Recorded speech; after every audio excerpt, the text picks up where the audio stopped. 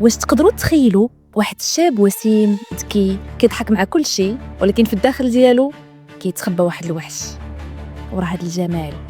هاد الوحش الادمي سميتو تيد باندي، واحد من اشهر القتله المتسلسلين في ميريكان.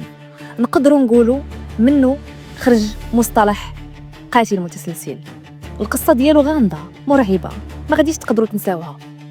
تيد باندي سميتو كامله هي تيودور روبرت باندي، تزاد نهار 24 نوفمبر 1946 في فيرمونت. تيد كبر في واحد الدار عاديه مع عائله من الطبقه العامله. والديه كانوا متدينين، ما كيكميوش ما كيشربوش، ولكن حتى في الجو تيد من صغرو كانت عنده تصرفات غريبه.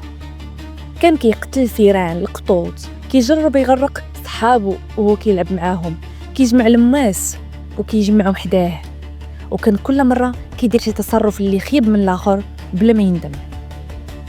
مراهقته كانت معقده، كان ذكي خجول ما عندوش صحاب، ولكن في المدرسه كلشي كان كيتنمر عليه. كبر تيد وصل الجامعه، وفي الجامعه حتى هي ما قدرش يندمج. الحاجه الوحيده اللي كانت كتعطيه واحد الاحساس بالقوه والحريه هي واحد السياره اللي كان شرا ديال فوكس فاغن في البيج. اشتراها في عام 1968، وبها بدا كيبني واحد الصوره جديده ديال داك الشاب الجذاب لابق اللي كلشي كيبغيه. فبدا كيحاول يخلق واحد الشخصيه جديده بهذيك الطوموبيل، وهنا بدا الوحش اللي في الداخل ديالو تيكبر. تيد قرا علم النفس في الجامعه، ومن بعد دخل كليه الحقوق،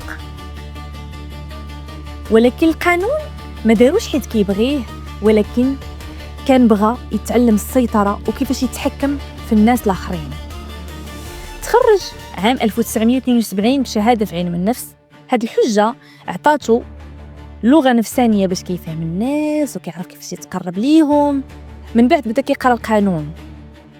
الراجل حط راسو في دوائر مقبوله اجتماعيا، خدم في حمله سياسيه، كيعاون في انشطه عامه. هذا الشيء خلاه يبان واحد الانسان مؤدب ومحترم قدر الناس كاملين، بطبيعه الحال حتى شي واحد ما غيشك فيه. مع الوقت تيد بدا كينفذ الجرائم ديالو، كيجي لشي بنت في شي مكان عمومي كيدير راسو مهرس وانه محتاج انه شي حد يعاونو، وكيهز معاه واحد العكاز وداير في يديه واحد الجبيره، وكيدير راسو تحت ليه الشكاره ديالو. كيدير راسو كيتعذب باش يهزها، وكتجي هنا الضحيه بحسن نيه كتعاون. ملي كتجي عنده كيطلبها تدخلو الطوموبيل باش تعاونو اولا باش يوريها شي حاجه ولا، وكيطلب انها تديه للسبيطار. وغير كيحكمها كيشد الضحيه ديالو وكيضربها على حر جهدو في الراس بعتله ولا مطرقه. من بعد كيخنقها حتى كتموت، وغالبا كان كيتعدى عليهم جنسيا قبل او حتى من بعد ما كيموتوا. وكان كيتلذذ هو كيعذب الضحيه ديالو، بحيث كان كيعجبو يبقى يضرب فيهم باش يخلي الجثه مشوهه. زياده على هذا الشيء كان السيد كينظم وقت الجريمه، ما كانش كيدير هجوم عشوائي، الشيء اللي خلى البوليس ما يشدوهش دغيا.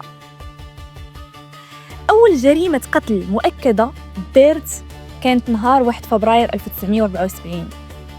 مشى اقتحم واحد البيت ديال واحد الطالبه سميتها ليندا في واشنطن، خطفها تعدى عليها ومن بعد قتلها. الطريقه كانت وحشيه بزاف. مع مرور الوقت الجرائم بدات كتكرر وكتكبر. واشنطن، يوتا، كولورادو، فلوريدا، كل مره كيقتل بنت صغيره وزوينه، وكل مره كيتعلم كيفاش يخفي الادله ديالو. تيد كان كيبان قدام الناس انسان طبيعي زوين جذاب، لكن الحقيقه ديالو كانت مرعبه. اول مره توقف فيها تيد كانت نهار 18 يونيو 1975 في سولت ليك سيتي في يوتا. الشرطي بوب هايورد شاف طوموبيل فوكس فاغن بيج مشبوهه قدام واحد الدار كيسكنوا فيها غير البنات. تيد شاف باللي بوب عاس عليه، هنا حاول يهرب، ولكن بوب قدر يحاصره. وملي حاصرو لقى عند السيد ماتريال كيجيب الشك. عنده واحد الكيس فيه واحد القناع التزلج، حبل، مينوط، كلشي كيدل على ان النوايا ماشي حتى لتما. اداه للكوميساريه باش يحققوا معاه، لكن ما كانش ممكن يشدوه بشي جريمه حيت ما كاين حتى شي دليل ملموس. صافي دغيا طلقوه.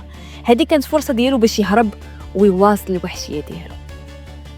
ما طولش الوقت حتى بدا كيختطف ضحايا جداد، كان كيستعمل نفس الطريقه، كيبان قدام البنات كإنسان محتاج للمساعده، يطلب منهم يجيب لهم شي حاجه، من بعد يغفلهم ويضربهم ويخنقهم ويتعدى عليهم.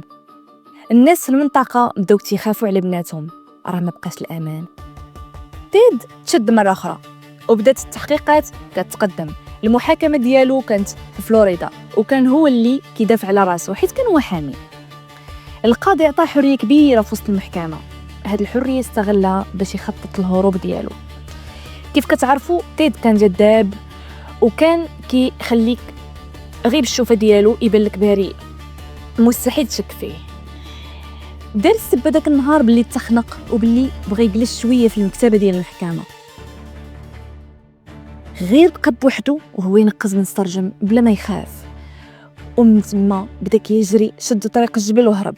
عاش 3 ايام في البرد والشتا بلا ماكله، ولكن ما داش بزاف باش عاوتاني اعتقلوه مره اخرى من بعد ما سرق واحد الطوموبيل باش يهرب. تيد ما استسلمش، حاول يهرب من الحبس اكثر من مره استعمل فتحه التهويه، حاول يدخل شقه حارس السجن باش يهرب، وكل مره البوليس كانوا كيشدوه، ولكن العقل ديالو كان ديما متقدم. تيد باندي تحاكم على قتل اكثر من 36 ضحيه، ولكن التقديرات كتقول انه ممكن يكون قتل اكثر من 100 شخص، وبدا الجرائم ديالو من عمر 14 عام. المحاكمه ديالو كانت علنيه وتعرضات على التلفزيون الوطني لاول مره في ميريكان. الناس كانت كتشوف داك الوحش الوسيم وهو كيحاول يدافع على راسو هادشي كامل. واخيرا نهار 24 يناير 1989 تنفذ حكم الاعدام في سجن فلوريدا. تيد باندي ضربوه بالضوء. الجمهور اللي تابع القصه ديالو كان حاضر كيشوف النهايه، والعداله تحققت. القصه ديالو علمت العالم مصطلح القاتل المتسلسل، وخلت الناس كاملين يخافوا ويقولوا ما يمكنش الواحد يكون بهاد الصفات يقتل بلا رحمه. وهذه هي قصه تيدي باندي، الوحش اللي كيتخبى ورا الجمال، اللي يقدر يخدع العالم كامل، ولكن في النهايه العداله وصلات، وموته كان عبره لكل واحد كيسول على الشر الكامن داخل البشر. شكرا بزاف لانكم وصلتي حتى لهنا. شكرا.